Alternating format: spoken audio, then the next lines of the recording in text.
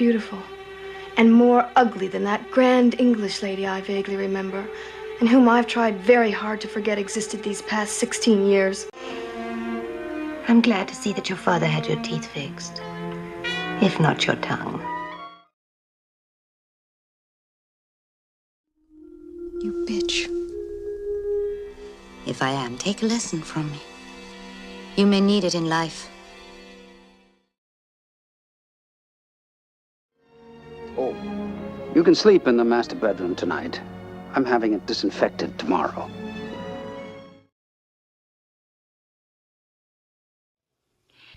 You're the one who needs a psychiatrist, Alexis.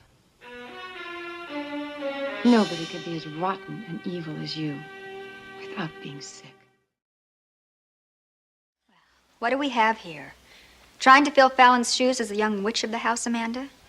No wonder your marriage is in trouble. You're so busy holding on to your broomstick that you can't even hold on to your own husband. To mount a coup?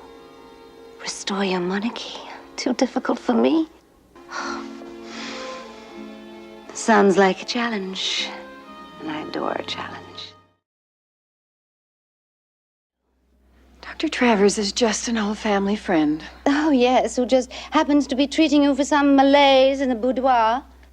You bitch! Shh. You're beginning to sound more and more like a fishwife. Yes, it's true, and if there is filth being spread, you're spreading it, Krystle.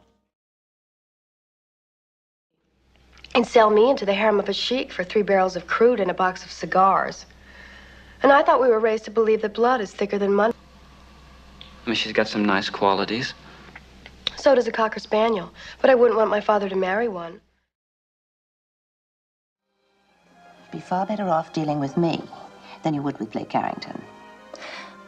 That's like asking me if I'd rather be clawed by a lion or bitten by a cobra.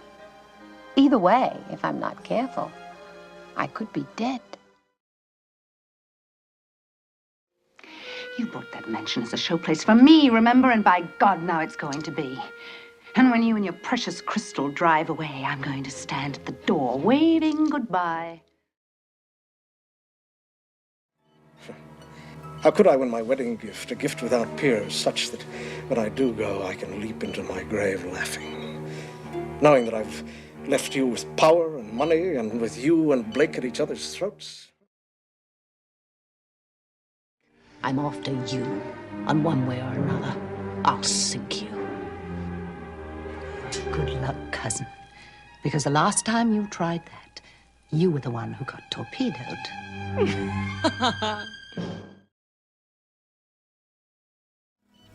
I am your son. A true heir. I am a Carrington. And you owe me. So don't you dare die. I've worked hard for what I've achieved, and even harder to hold on to it. And because I'm a woman, I've had to fight every step of the way. Now, when I walk into a room, men stand, not because I'm a lady, but because they know that the best has entered. You haven't got enough to even get my attention, Alexis. Because what I really want is to see you eating your rotten heart out over my baby. Well, lady, start eating. Because Danny stays right where he is. The game is called $1 Million Spit in the Ocean. And you're going to tell me the rules, right? The rules are easy. Every card comes down and dirty. And a strong bluff is worth more than a full house aces high. I've got powerful contacts all over the world. I know the oil industry. And you, well, you're just a rank amateur in this business. So watch out. I've got weapons that'll blast you right out of this town. Well, now that we know we have something in common, we can do business together. I don't like the word common, Mr. Dexter. Oh, yes, of course, your poor husband. I see you're grief-stricken. Yes, I understand that you lost your husband, too. Traded you in for your sister, didn't he? Honestly, darling. First Cecil, then Sean. I understand why you're not on the dance floor, Sable. You might trip over your tongue. You've certainly come a long way in 5 years. Yes. Put it down to a combination of business brains, ruthlessness, and feminine intuition. And good timing. You've always had perfect timing, Alexis. Just a moment, Alexis. Now, you loathe me and I despise you. But it is time for us to face the fact we're all one big family now.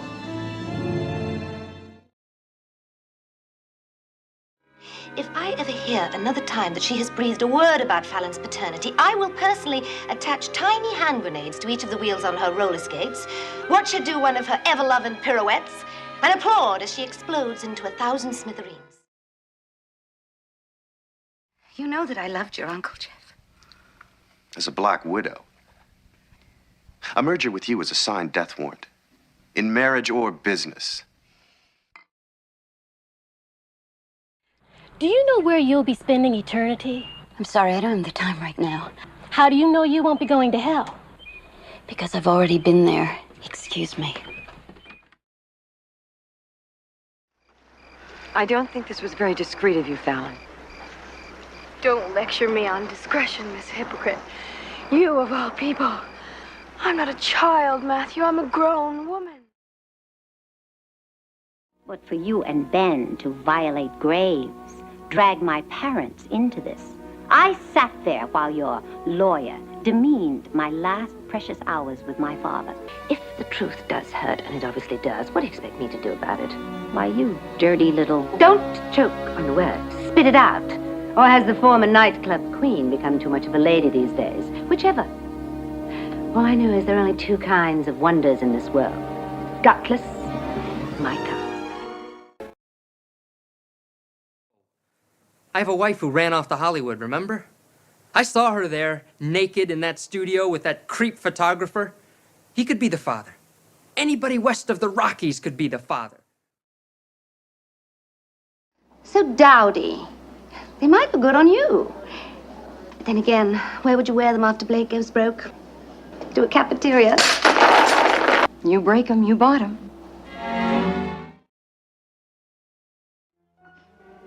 You know, you've always fascinated me. While the rest of this family manipulates and turns brother against brother, you stand by, radiating this glow of passive acceptance. You allow the treachery. And that makes you the most dangerous Carrington of them all. You couldn't come to his wedding, but you'll be more than pleased to attend his funeral, is that it? And after the funeral, there'll be the will. And after the reading of the will, Mother may become a very, very rich woman. So let's all be nice to Mother in her grief. That is a sick thing to say. Is it? Well, the truth isn't always pleasant. And you, the epitome of truth. Like in court under oath when my father was on trial for his life. Sammy Joe was common trash. Everybody knows it. Common trash. And what are you, Fallon? Uncommon trash? $1 million tramp? I would stop anyone who would hurt my child. Stop as in murder, Joseph. Oh, I can just see the headlines now. The butler did it. Gerard and Maysfield are the butlers of the house. I am. I know, the tiresome major domo. Do you still keep a scrapbook on my comings and goings, Joseph? From now on, every word that you utter is going to cost you $1,000. You've just said 4 words. That's now $16,000. Hey! Not exactly a word, but I'm going to count it anyway. $15,000. Tell me something, my little nymphette. Is this your way of upping the ante? It's burned. Is it? The champagne was obviously frozen in the bottle at some point. If the champagne is too burned for your taste, Miss Devereaux, don't drink it. The caviar, I trust, is not burned. I really wouldn't know. This is Osutrova, and I prefer Petrosian Beluga. Get off your property. But it isn't really your property, is it? Mrs. Jennings, I know what's wrong with you. The empty-armed Madonna, mourning the baby that she couldn't have, and the baby that she almost got to adopt. Gone now. That is it, isn't it? Oh, you miserable bitch! Stephen is gay. Somebody say it. Stephen is gay.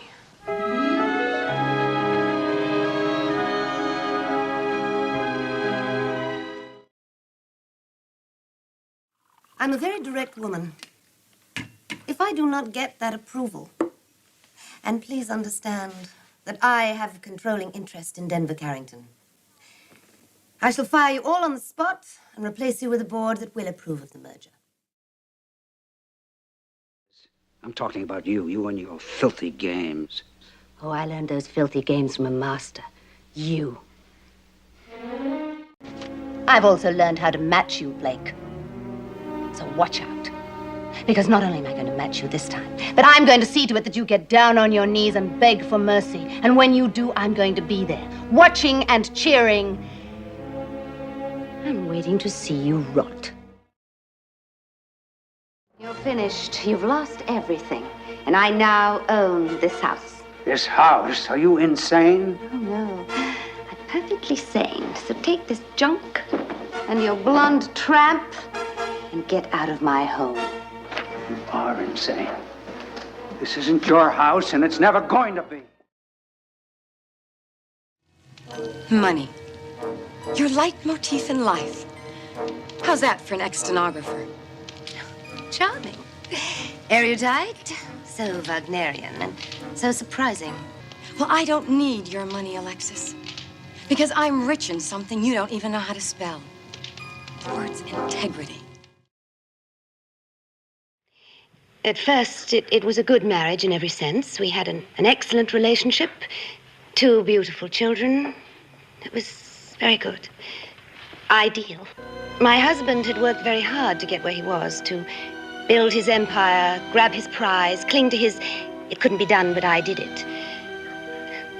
Somehow, it didn't seem to be enough for him. He wanted more.